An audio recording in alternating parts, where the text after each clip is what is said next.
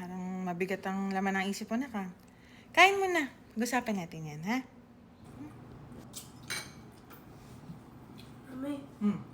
i-invite sana kita sa play namin sa school, kaso wala akong dialogue. Tagahawak lang ako ng props. Ano naman? Nahiya ako eh. Yun lang role ko. Baka hindi ka ma-proud. Alam mo kung bakit hindi ka binigyan ng lead role. Bakit? Kasi, ang school, pag alam nilang magaling and talented ka na, binibigyan naman nila ng chance yung ibang bata na ma-practice yung talent nila. Ganun yun.